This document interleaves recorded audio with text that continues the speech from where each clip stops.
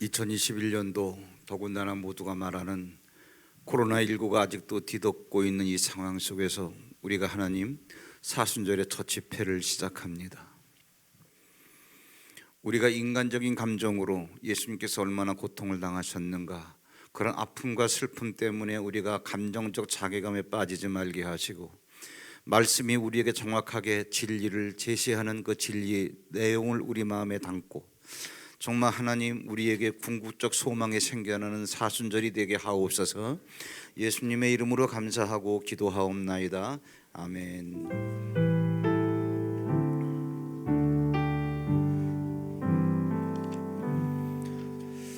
하나님의 말씀을 보겠습니다. 하나님의 말씀은 갈라디아서 5장 22절로 23절까지, 갈라디아 5장 22절로 23절까지 우리 함께 합독하겠습니다. 다 함께 또박또박. 사순절 집회 내내 읽을 본문이니까 반복해서 우리 갈라디아서 5장 22절로 23절까지 다 함께 시작. 오직 성령의 열매는 사랑과 희락과 화평과 오래 참음과 자비와 양성과 충성과 온유와 절제니 이 같은 것을 금지할 법이 없느니라. 아멘. 금요 야복강 기도이기 때문에 말씀의 깊이는 있지만 또 내용이 방대할 수도 있지만 10분 안에 정리해서 간결하게 여러분 마음에 정리해 드리겠습니다. 굉장히 중요한 내용이에요. 여기 오늘 참여하신 분들 가운데서 결혼하신 분들, 결혼하시기 전에 지금 결혼하신 분들 당사자 간에 사랑한다는 말을 안 하고 결혼하신 분들이 있나요? 아마 한 팀도 없을 거라고 생각을 하고요. 했다 하더라도 아마 한두 번 고백을 하지 않았을 겁니다. 수십 번, 수백 번 사랑한다 그러고 당신 없으면 못 산다 그러고, 그래서 굴뚝처럼 약속을 하고 결혼을 했는데 결혼해가지고 사랑들 하고 계신가요? 거기는 이제 뭐 한 1, 2년밖에 안 됐으니까 그러지. 조금 있으면 8년 됐다고. 이제 9년째 되면 이제 부부싸움하기 시작해요. 8년 되면서도 부부싸움 안 했으면 그건 비정상적인 부부고요. 그리고 그렇게 결혼해서도 여러분들 그 사랑한다 소리를 여전히 하고 계신가요? 잘 안 될 겁니다. 그 왜 안 되냐? 안 되는 게 정상이에요. 왜 그러냐면 우리가 모르고 있는 게 있어요. 사랑이라고 하는 것은 말이죠, 사랑이신 하나님이 우리를 사랑해 주셔야만 가능한 거예요. 자, 생명도 마찬가지입니다. 내가 지금 쉬고 있는 이 목숨이 나의 생명이라고 생각을 하면 안 돼요. 내가 지금 생명을 갖고 살아가지만 생명을 갖고 살아가게 하는 그 생명은 그 생명을 주시는 영생, 근원적 생명이 나에게 있기 때문에 가능한 거예요. 마찬가지로 사랑도요, 내가 하려니까 다 실패하는 거예요. 요한일서 4장 8절 한번 보겠습니다. 요한일서 4장 8절 보시면 같이 한번 읽어볼까요? 요한일서 4장 8절 시작. 사랑하지 아니하는 자는 하나님을 알지 못하나니 이는 하나님은 사랑이심이라. 맨 끝에 9절만 여러분들이 아시면 돼요. 하나님이 뭐다? 사랑이시다, 그런 얘기. 하나님은 여러 가지로 성경에 나타나는데 하나님은 빛이다, 하나님은 생명이다, 하나님은 말씀이다. 그런데 어떤 대상을 끌어안는 부분에 있어서 그 사랑은 바로 하나님이시다. 이 얘기는 무슨 얘기냐면은 사랑이 내게 있어야 사랑이 흘러나갈 수 있는 거지. 그런데 우리는 이것을 착각을 해요. 내가 사랑할 수 있는 줄로 알고, 그런데 다 내가 주체가 돼가지고 내가 당신을 사랑한다는 얘기예요. 감정이 좋을 때는 그럴 수도 있는데 현실에 딱 맞닥뜨리면은 그런 것들이 쉽지 않다는 걸 알게 되는 거예요. 그 10절 한번 마저 보여줘 보세요. 요한일서 4장 10절 같이 한번 읽어보겠습니다. 다 함께 시작. 사랑은 여기 있으니 우리가 하나님을 사랑한 것이 아니요 하나님이 우리를 사랑하사 우리 죄를 속하기 위하여 화목제물로 그 아들을 보내셨습니다. 설명을 해놓은 거예요. 하나님이 사랑이시기 때문에 우리가 하나님을 사랑한 게 아니라 하나님 쪽에서 우리를 사랑하셨다는 거예요. 그러한 자만이 진짜 하나님의 사랑을 흘려내보낼 수 있다 그런 얘기죠. 자, 그런데 이 하나님이 육체를 가지고 이 세상에 오셔서 가만히 세상에 사는 사람들을 보니까 이게 굉장히 중요한데, 진짜 사랑이라고 하는 것은 언제 가능하냐 하면 하나님이 사람의 눈을 통해서 세상을 보실 때, 그게 누구예요? 예수 그리스도죠.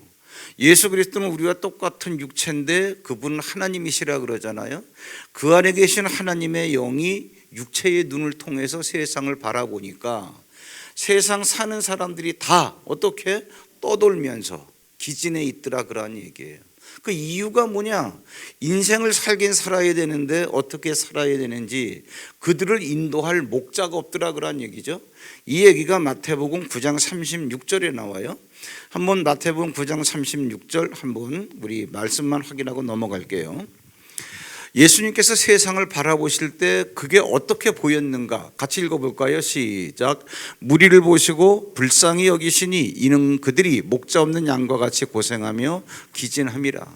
이렇게 살아가는 사람들 생각으로는 나는 돈이 있고 빽이 있고 뭐가 있고 어떻고 잘나고 못나고 뭐 이런 맛에 살아가는데, 하나같이 모든 사람들 인생들 사는 삶을 보니까 돈이 있다 그러는데 파고 들어가 보면 피곤하고, 뭐 지식이 있다 그러는데 그들이 사는 실상을 보니까, 여러분 그 성경에 보시면 나아만 장군 아시잖아요.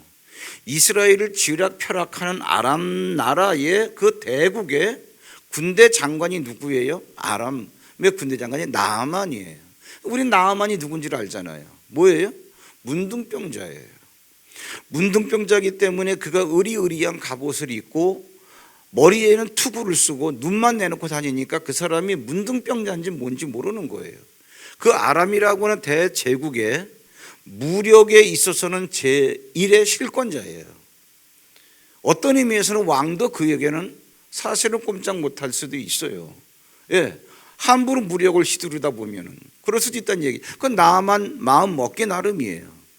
남들이 바라볼 때는 뭐 엄청난 그 갑옷을 입고 노트구를 쓰고 그러니까 대단한, 신분도 대단하죠. 장군인데다가 가까이 갈 수 없는, 범접할 수 없는 인물인데 집에 와가지고 남 모르게 혼자 투구를 벗어버리고 갑옷을 벗어버리고 하나하나 옷을 벗어버리면 세수하려고 하면 살처럼 뚝뚝뚝 떨어져 나오는 문둥병자에 걸리는 문둥병이에요. 그렇게 한 나라에 권세가 있는 사람이라 할지라도 자기만이 알고 있는 약점과 고독이 있다는 얘기예요. 그러니까 예수님께서 세상을 바라보실 때 하나같이 모든 사람들이 어쩌다 정말 기진하고 떠돌기 때문에 그 인생을 불쌍하다고 얘기하면 불쌍하다. 이제 이게 개역 성경에는 뭐라고 나오는 거 아니? 민망히 여기셨다. 민망히 여기시는 게 뭐냐면 그 모습을 봤을 때 답답해가지고 어쩔 줄 모르겠는 거예요. 그러면 왜 그러냐? 저들을 인도할 목자가 없다는 거예요. 그럼 어떻게 해야 저들을 인도할 수 있겠냐? 목자 될 사람은 이 세상 아무도 없어요. 왜? 마귀에게 잡혀 있기 때문에. 어떻게 해서 마귀에게서 풀려나와 가지고 자유의 몸이 될 수 있겠냐? 이거를 가이드해 줄 사람이 아무도 없더라 그러는 얘기죠. 그럼 마귀가 요구하는 게 뭐예요? 마귀가 요구하는 게 죄를 근거로 해서 이 사람들을 잡아버렸으니까 사망을 요구하겠죠. 그러면 사망을 지불하고 그 사람들을 빼올 그 사람, 구원자가 한 명도 없는 거예요. 그랬을 때 여러분 우리가 긍휼이라는 말을 쓰잖아요. 긍휼이 뭐냐 하면은 사랑은 사랑인데 불쌍해서 해주는 사랑. 그 불쌍한 게 뭐냐면은 네가 초라하고 능력이 없고 그게 아니고, 이런 얘기에 제가 몇 번 설명을 드렸는데, 여기에 한 사람이 있는데 이 사람이 궁지에 몰린 거예요. 이렇게 쳐다보니까 여기에 사람들이 이렇게 수십 명이 모여 있는데도 이 사람을 도와줄 사람이 한 명도 없는 거예요. 그러니까 내가 볼 때 네가 궁지에 빠지긴 빠졌는데 누가 도와주면 되는 거예요. 문제 해결되는 겁니다. 근데 어떻게 너를 도와줄 수 있는 사람이 한 명도 없냐? 이게 불쌍한 거예요. 정말 지지리도 복이 없다. 그러니까 이렇게 사람이 많아도 너를 도와줄 사람이 한 명도 없으니까 너를 살리긴 살려야 되겠고, 살릴 자는 나밖에 없는 거지 뭐.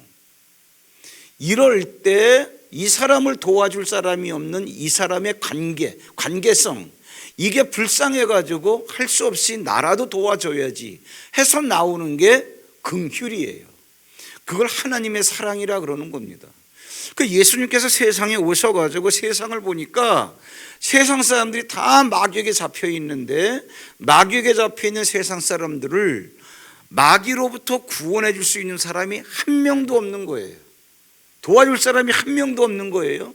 세상 사람들이 다 통째로 다 싹 집합적으로 모아가지고 예수님께서 너무 불쌍하게 보시는 거예요. 세상 사람들을 도와줄 사람이 한 명도 없구나. 어떻게? 그러니 내가 도와줄 수밖에 없는 거지. 어떻게 도와준다는 거예요? 마귀가 딱 잡고 있는 거는 죄를 근거로 해서 그들에게 사망을 요구하는 거예요. 가난으로 끌고 가다가 지질이 굶겨 죽이는 거고요. 병들어서 질질 앓다가 죽게 하는 거고요. 뭐를 해도 저주를 받아가지고 화학김에 그냥 인생을 끝내버리게 만들기도 하고요. 그러니까 다 그렇게 마지막은 죽는 거예요. 마지막은. 그러니까 얘들을 끌고 가서 죽일 바에야 영생인 나를 죽여라. 왜? 영생 안에 세상에 사는 모든 인생을 다 담아낼 수 있으니까 나를 죽이고 얘들을 풀어줘라 라고 해서 이게 욥기에 나오는 가죽을 바꾸올지라, 물물교환을 해버린 거예요. 이걸 우리가 대속물이라고 그러죠. 이거를 예수님께서 어떻게 표현했나 보세요. 어떻게 표현했나? 요한복음 15장 12절로 14절에 보면, 요한복음 15장 12절, 예수님께서 참 의미심장한 말씀을 하셨어요. 제가 읽어드릴게요. 내가 너희에게 명령하는 계명, 그거는 곧 내가 너희를 사랑한 것처럼 너희도 서로 사랑하라. 그러니까 너희들끼리 서로 사랑하는 건 좋은데, 너희들끼리 서로 사랑하는 그 퀄리티, 사랑의 수준이 어떤 수준이라야 되느냐 하면, 내가 너희를 사랑한 것처럼 너희들도 서로 사랑하라. 그러면 내가 너희를 사랑한 것처럼, 그 예수께서 우리를 어떻게 사랑하셨어요? 자기의 목숨을 우리를 위해서 주실 만큼 사랑하신 거 아니에요? 이게 예수님께서 우리를 사랑하신 사랑의 수준이란 말이에요. 그러면 내 계명, 내가 너희들에게 명령하는 건 뭐냐 하면은, 너희들이 서로 사랑하긴 사랑하는데 내가 너희들을 사랑한 것처럼 서로 사랑하라 하는, 이것이 내가 너에게 준 계명이라 그런 얘기예요. 13절, 사람이 친구를 위하여 자기 목숨을 버리면 이보다 더 큰 사랑이 없나니. 사랑 얘기하는데, 지금 앞에서 우리가 뭐를 얘기했냐면, 여러분 사랑하려니까 사랑이 됩니까? 안 된다. 왜 그러나? 여러분들이 사랑하려고 했으니까. 근데 그거는 오해다. 뭐다? 사랑은 하나님이시니까 그분이 우리에게 들어오시고 그분이 나를 사랑해 주셔야만 비로소 내게 있는 사랑을 흘려내 보내야 사랑이 되어지는 거다, 그런 얘기를 했죠. 그러면서 그런 분이 세상에 와서 보니까 사람들이 다 어떻게 불쌍한 거예요. 마귀에게 잡혀 있기 때문에. 아, 내가 쟤들을 구원하자, 사랑하자, 그러한 얘기, 사랑을 실천하자는 얘기예요. 그 사랑을 실천하는데, 사랑을 실천하기 위해서 그들을 구원해낸 다음에 너는 이제 죄가 없어. 그리고 예수님도 나도 본래 죄가 없어. 그렇기 때문에 죄가 없기는 마귀에서 구원받은 너희들이나 나나 똑같아. 그래서 친구야. 죄가 없다는 공통점 때문에. 이해되시죠? 말씀이 어디로 도망갔나? 그러니까 사람이 친구를 위하여 자기 목숨을 버리면 이보다 더 큰 사랑이 없나니. 그럼 여러분, 이제 슬슬 사랑에 대한 실체가 나타나는데 뭐라는 거예요? 네가 친구를 위해서, 친구가요 여러분, 뭐 옆에 있는 소꿉장난한 친구가 말하는 게 아니에요. 사랑의 대상을 말하는 거예요. 그러면 그 친구를 위해서 사랑한다는 구체적인 건 뭐예요? 네 목숨을 주는 거라, 그러한 얘기예요. 14절 보세요. 뭐라고 나왔나? 너희는 내가 명하는 대로 행하면 곧 나의 친구라. 이게 무슨 얘기냐면, 우리가 예수님의 친구면 예수님도 우리 친구가 되고 우리가 예수님의 친구도 되고. 왜? 상호간에, 친구는 상호관계 아니에요. 그 너희들이 사랑하는 사람을 위해서 목숨을 줄 수 있다면 너희들은 나의 친구란 얘기예요. 그럼 여러분 이 얘기입니다. 야, 내가 너를 사랑하기 때문에 내 목숨을 십자가에 줬어. 왜? 네가 나의 친구이기 때문에. 그럼 네가 나의 친구가 되려면 너 역시 나를 위해서 어떻게 네 목숨을 버릴 수 있어야 친구가 된다 그러한 얘기예요. 친구를 위해서 죽는 것보다 더 큰 사랑은 없다는 얘기예요. 그러니까 여러분 사랑 그렇게 막 말하지 마라 그러한 얘기예요. 그런데 오늘 이제 마지막 말씀입니다. 이거 붙잡고 기도하세요. 충격적인 얘기가 나와요. 충격적인 얘기 뭐냐? 레위기 23장 가보세요. 말씀을 계속 띄우세요. 지우지 말고. 레위기 23장 10절에 보시면 제가 한 절 한 절 읽어드리고 잘 이해가 되나 보세요.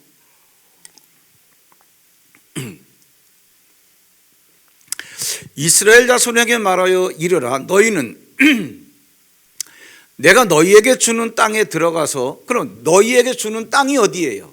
이스라엘 땅, 가나안 땅. 영적으로는 뭐예요? 예수가 계신 곳. 예수가 계신 곳은 뭐예요? 구원받은 자들이 있는 곳. 이해되시죠?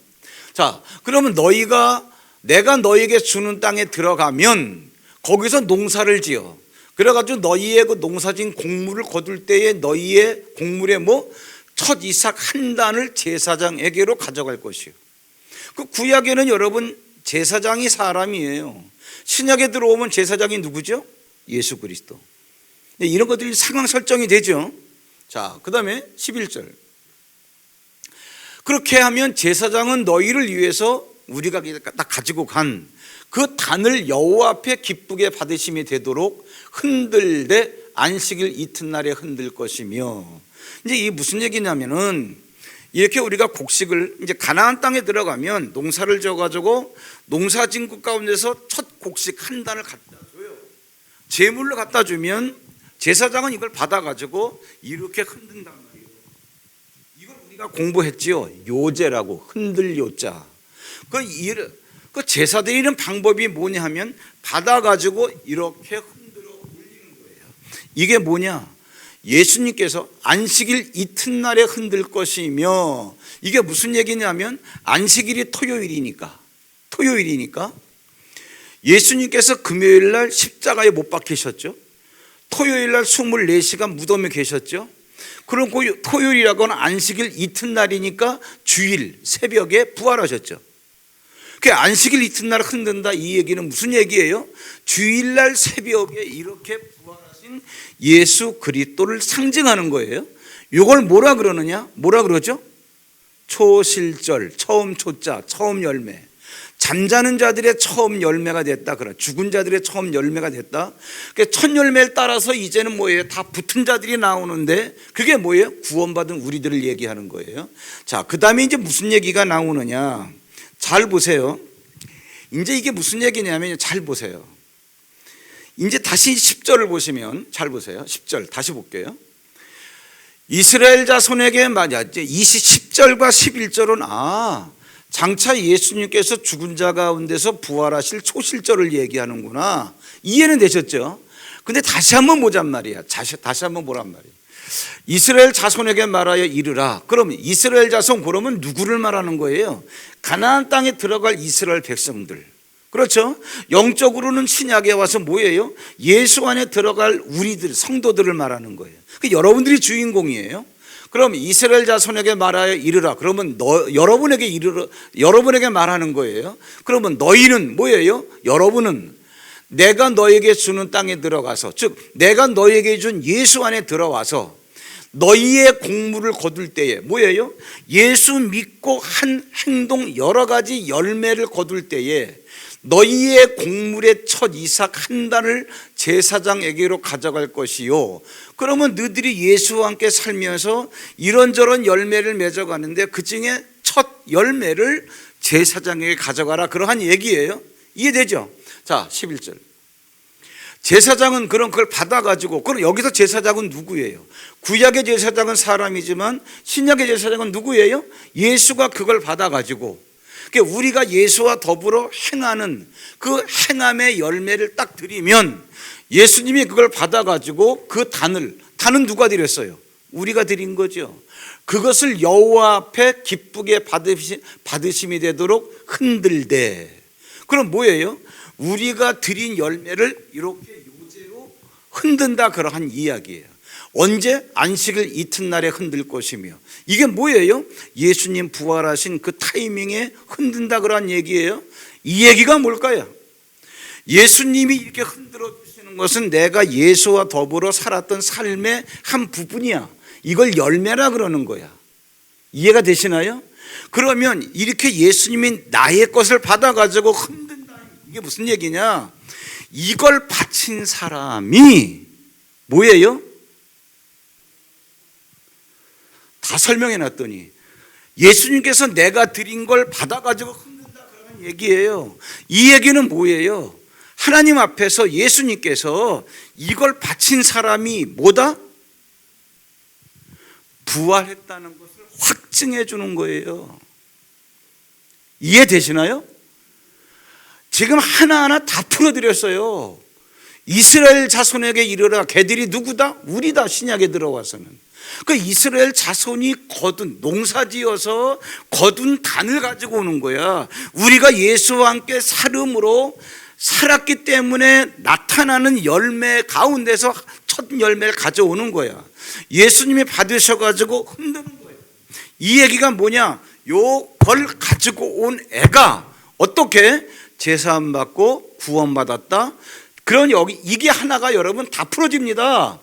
제사함 받고 구원받았다는 뭐야? 이거와 연결시키면은 제사함 받고 뭐예요? 거듭났다, 이 얘기는 뭐예요? 제사함 받고 이게 부활한 거다, 그 얘기야.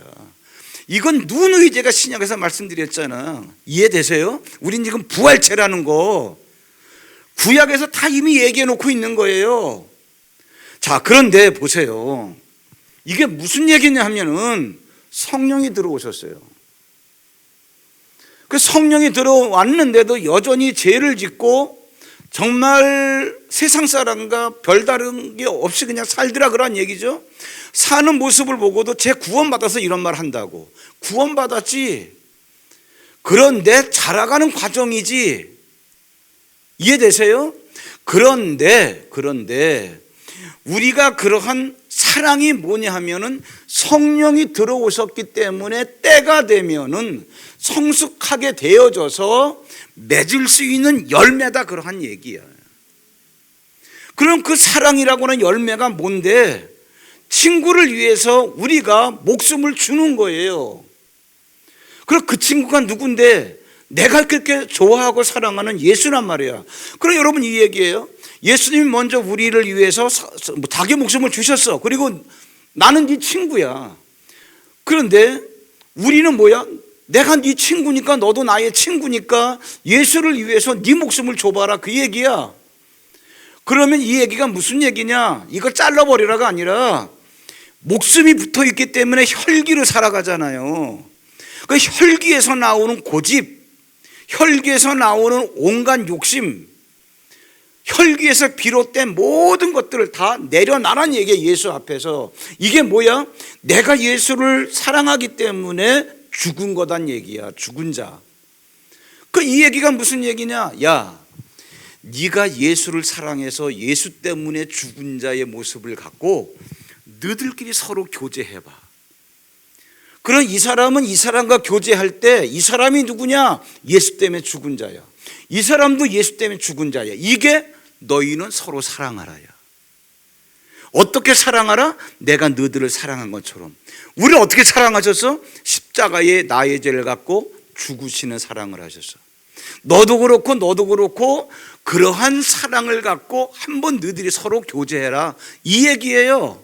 그럼 이게 무슨 얘기냐? 결국 여러분, 이게 사랑이라고 하는 게요, 간단합니다. 감정적인 게 아니에요. 무슨 얘기냐? 이 얘기예요. 우리가 교제를 하면서 저 사람이 밥을 한번 사면 우리도 한 번은 사야 될 거 아니야. 이게 기본적인 상식 아니야? 그 여러분 이거 갖다 뇌리에 새기세요. 뭐냐? 예수님은 나를 위해서 항상 죽어주셨는데 나도 한 번은 죽어줘 봐야지. 어떻게 맨날 얻어만 먹냐고. 애들이나 얻어먹지. 그 매너 없는 사람이나 얻어먹지. 좀 양심이 있고 상식이 있는 사람이라면 정 돈이 없으면은 두 번 살 때 나는 한 번이라도 사야 될 거 아니야. 그 예수님, 제가 이제 쉽게 알려드리려고 이 말씀을 드리는 거예요. 예수님이 나를 위해서 항상 죽어주시는데 그런 예수를 위해서 또 죽어 놓으시고 나에게 예수님이 나의 친구래. 그러면 친구는 여러분 일방적으로 되는 게 아니잖아요. 그럼 나도 예수의 친구가 되기 위해서 어떻게 죽어줘야지. 한 번쯤은 죽어줘야지. 그러면 내가 그렇게 예수가 좋아서 예수의 친구가 되기 위해서 죽은 나를 갖고 너희들이 한번 관계를 맺어봐라 그러한 얘기예요. 이게 네가 관계를 맺을 수 있는 사람에게 줄 수 있는 최고의 사랑이다. 왜? 예수를 주는 거니까. 왜? 예수 때문에 죽은 나를 준다는 거는 뭐예요? 예수를 주는 거 아니에요. 바로 이 얘기죠. 그러면은 너희들에게 있어서 안 될 게 있냐 그러한 얘기. 여러분 사순절 기간에 오늘 첫 집회 때 메시지가 이겁니다. 제가 누누이 말씀을 드리지만 잘 보세요 여러분. 우리가 공짜를 오해를 하고 은혜를 너무나 많이 오해를 하고 있어요. 하나님께서 예수님을 통해서 다 해놓으셨다. 맞아요. 다 해놓으셨다는 게 너희들은 가만히 있어라가 아니야. 성경에 가만히 있어라고 표현된 데는 있지요. 왜 그러냐면 홍해바다 앞에서 모세를 통해서 너희는 오늘날 역사하시는 하나님의 구원을 보라. 왜? 가만히 서서. 그럼 그 얘기가 홍해바다가 갈라져도 꼬다는 보리자루 마냥 가만히 있으란 얘기예요? 아니야. 홍해바다를 가리기 위해서 너희들은 그렇게 노력하지 말고 홍해바다를 갈라놨으면 거기 건너가라 그러면 두려움도 있지만 그냥 믿음으로 건너가. 이게 있어야 되어지는 거예요. 이해가 돼요? 근데 우리 은혜를 어떻게 오해하느냐 하면 공짜야. 맞아요. 뭐가 공짜냐 하면 내가 건너가고 싶어도 홍해바다가 갈라지지 않으면 건너갈 수 없는데 건너가게 해놓으신 게 공짜란 말이야. 그 건너가는 거 누가 건너가는 거야? 말씀하시는 말씀을 믿는 믿음으로 내가 건너가야지. 이해되세요? 이 얘기란 말이야. 그러면 너희들 사랑하라. 서로 어떻게? 내가 너희를 사랑한 것처럼. 사랑이 뭔데? 사랑 감정 노름에 빠지지 말란 말이에요. 상대와의 관계에서 나의 혈기를 죽이고 나의 이기심을 내려놓고 나의 고집을 내려놓고 상대를 이해 않고 품으면서 이게 뭐예요? 나를 죽이는 거지요. 이렇게 하라는 거예요. 이렇게 하면 된다는 거야. 그러면 너희에게 풍성한 성령의 열매가 더 맺어진다 그 얘기야. 그럼 이렇게 할 수 있게끔 해 놓으셨는데 할 수 있게 해 놓으셨다는 게 공짜지. 공짜기 때문에 너희들은 가만히 있어도 된다가 아니야. 가만히 있는 한 되어지는 건 아무것도 없습니다. 제가 누누이 귀에 따댕이가 함께 말씀드리잖아요. 너무나 많이 오해를 해. 그 얘기는요, 말씀도 모르고 뭐 말인지 절인지도 모르는 거예요. 그거는 성경을 모르는 거예요. 그렇게 정리하는 거는. 그러니까 기독교인들이 이상한 환상에 빠진 거예요. 이상하게 기도하다가 환상이라 보려고 그러고 꿈이나 꾸려고 그러고, 내가 못 보면 다른 사람한테 가서 뭐 봤어? 꿈꾼 거 없어? 이런 거나 알아보려고 그러고 이상한 바보들이 돼가고 있는 거예요. 그게 아니에요 여러분. 환상 못 봐도 괜찮아요. 글씨만 알면 돼. 한글만 터득했으면 읽다가 이렇게 하라 그랬으면 하면 되는 거야. 이건 율법주의자가 아니야. 성령 받기 전에는 율법주의자지. 그렇게 하면은. 왜? 나를 이끌어주는 말씀이 없으니까 그렇게 살고 싶어도 살 수 있는 능력이 없어. 능력 없는 자가 대드니까 그게 율법주의자지. 근데 이제는 성령이 들어오셨기 때문에 그 성령은 말씀이잖아요. 내 안에서 말씀이 이렇게 감동을 주시고 가게끔 하니까 그 말씀 따라서 가는 거는 정상적 신앙생활 하는 거지, 그게 율법주의자가 아니라 그 얘기예요. 이해되세요? 그러면 하라 그러면 하는 거예요. 그럼 뭐냐? 성령의 열매, 네 안에 성령이 들어오셨으면 네가 말씀을 따라 살면, 성령 따라 살면 열매를 맺게 돼 있다. 9가지 중에 첫 번째가 성령이다. 순서는 없어요. 순서는 없는데 9가지 중에 한 가지가 사랑이다. 그 사랑이 뭐냐? 단어에 빠져 있는 거예요. 단어에. 아니야. 사랑이 뭐예요? 상대를 위해서 내가 예수 때문에 죽은 나를 갖고 상대를 대해 주는 거예요. 이게 사랑이에요. 왜? 친구를 위해서 목숨을 버리면 이보다 더 큰 사랑이 없나니. 이걸 여러분 부부관계에 적용해 보세요. 이걸 깨달으면요, 정말입니다. 깨닫기 전에는 부인한테 못했어요. 왜? 자존심이 상해가지고. 그런데 깨닫고 나면은 아유, 내가 언제 한번 죽어줄 때가 오지? 기회 호시탐탐 봤다가 그냥 감리교 창시자, 맨 처음에 저는 이해를 못했어요. 감리교 창시자 존 웨슬리, 그 친구가 한번, 그 웨슬리 선생님의 친구가 한번 그 방문을 했는데 가보니까 어떤 상황이 벌어진지 아세요? 그 웨슬리의 그 와이프가, 영국 사람들은 머리를 길잖아요. 이렇게 기른단 말이에요. 머리채를 갖다가 딱 두 바퀴를 돌려가지고 건너방에서 끌고 마루를 거쳐서 안방으로 갔다가 가서 안방에서 그러니까는 감리교 창시자 그 대영적 대가가 창피하게 어떻게 네 발로 끌려서 기어다니는 거야. 내가 이런 것들이 깨달아지지 않았을 때, 야, 좀 그렇다. 감리교 창시자 그거는 감사한데, 정말 그렇다. 그런데 뭐예요? 예수님을 사랑하기 때문에 나를 다 죽여놨으면 그런 거에 매이지 않는 거예요. 그런 거에 매이지 않습니다. 자존심이 살아있으니까 그게 창피한 거예요. 자존심이 살아있으니까. 이제는 여러분 2021년도 사순절을 보내고서는 우리 교회 영적 판도가 좀 작년에 비해서 많이 바뀌었는데, 이게 정말입니다. 이번 사순절 집회를 여러분 간단하게 하지만 한번 이걸 실천적인 덕목으로 하시지 않으면 아무런 일도 안 일어납니다. 예. 아무것도 없는 얘를 위해서 죽어라가 아니에요. 예수님이 좋아서, 왜? 예수님이 나의 친구니까. 예수님 때문에, 예수님 좋아서 죽은 나를 갖고 얘를 만나라, 그 얘기예요. 이건 실천해야 될 부분입니다. 근데 자존심을 버리지 못하니까 예수님 때문에 죽은 나를 보여주기가 싫은 거야. 그래가지고 돈 조금 얘기하면은, 왜? 내가 돈이 없다고 그러는 거야? 또 학교 얘기하면 내가 무식하다고 그런 얘기하는 거야? 말을 못해. 말을 싸우려고 대든단 말이야. 근데 여러분, 그거는 약점이 보완된다고 해서 고쳐지는 게 아니에요. 예수 그리스도가 좋아서 예수님 때문에 죽은 나를 갖고 살아갈 수 있어야 그게 되어지는 거예요. 그래서 친구 대신 예수를 위해서 나를 죽이는 것이 내가 부활한 것의 증거란 말이에요. 그래서 이걸 이렇게, 이거 충격적입니다, 여러분. 우리가 맨날 나 구원 받았어, 나 성령 받았어.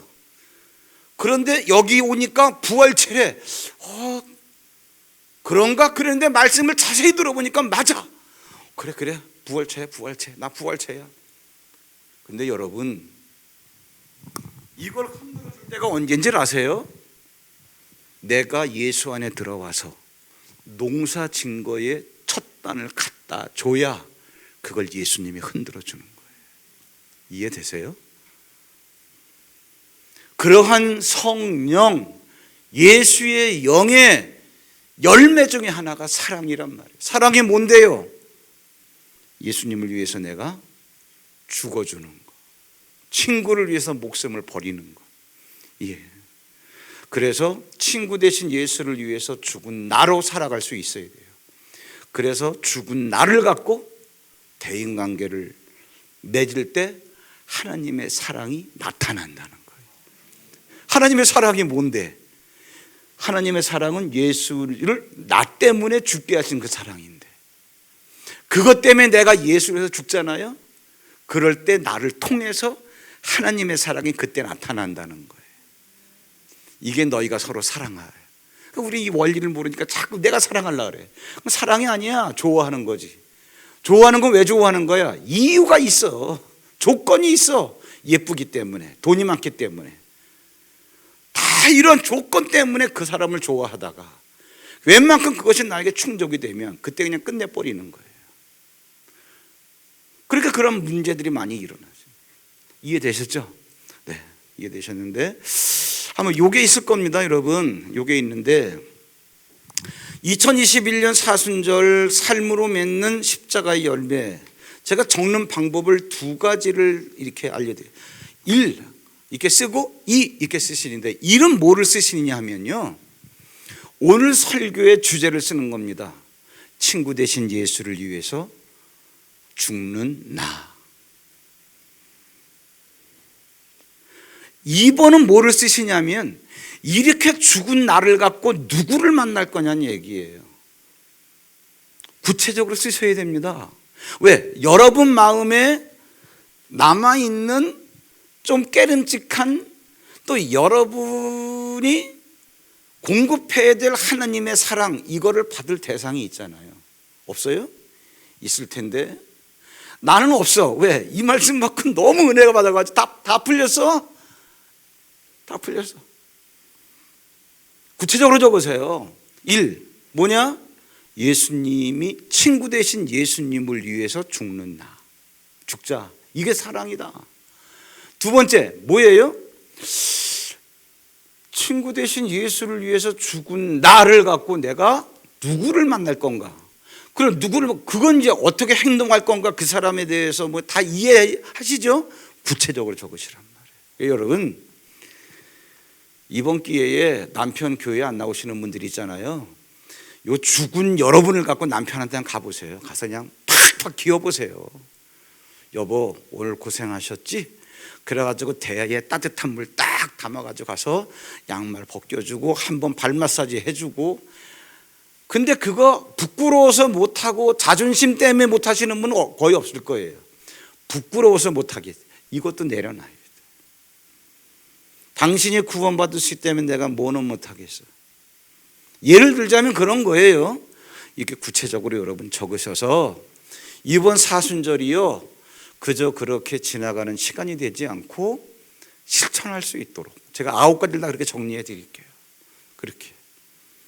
네.